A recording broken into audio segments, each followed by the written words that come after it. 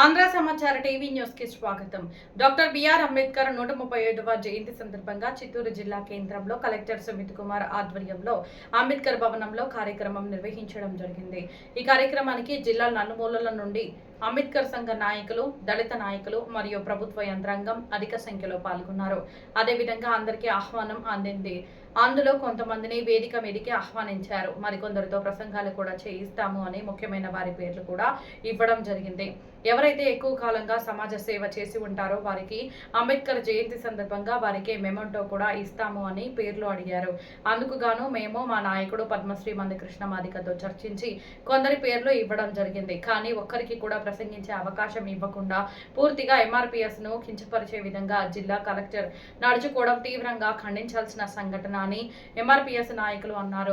అలాగే స్టేజి మీదకు పిలిచి మెమంటోలు ఇవ్వలేదని ఆవేదన వ్యక్తం చేశారు. డాక్టర్ బిఆర్ అంబేద్కర్ జయంతి వేడుకలను జరుపుకునే రోజు దళితులను అవమానించడం ఎంతవరకు న్యాయమని ఎంఆర్పీఎస్ నాయకులు ప్రశ్నించారు. శివయ్య మాదిగా, నేను ఎంఆర్పీఎస్ ఉమ్మడి చిత్తూరు జిల్లా సీనియర్ లీడర్ని. మేము మానేశ్వరి మందకృష్ణ మాది దగ్గర మాది గారి ఆధారంలో జిల్లా కలెక్టర్ గారికి, సోషల్ వెల్ఫేర్ డీడీ గారికి ఎవరైతే దళితుల కోసం పోరాడి సమాజ సేవ చేసినటువంటి వాళ్ళకి అవార్డు ఇస్తామని పిలిపించి మా నేమ్స్ ఇచ్చి మమ్మల్ని ఇక్కడికి పిలిపించి డాక్టర్ బిఆర్ అంబేద్కర్ జయంతి రోజున దళితులు ఎదిగిపోయారు, దళితులు సమాజంలో ముందుకు వచ్చారన్నారు. లేదు, ఇక్కడే మాకు కులవేక్ష అవమానం జరిగినది.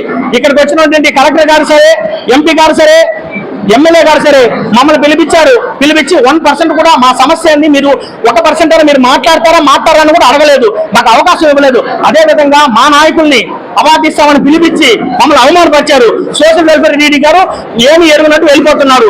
దీని మీద మేము ఎంఆర్పీఎస్ తీవ్రంగా ఖండిస్తున్నాము.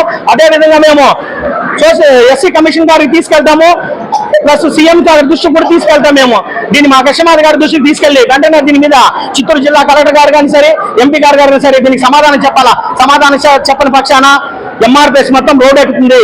ఇది కృష్ణమాధ గారి దృష్టిలో కూడా మేము పెడతామనేసి ఈ సభాముఖంగా మీడియా వారికి తెలియజేస్తున్నాం.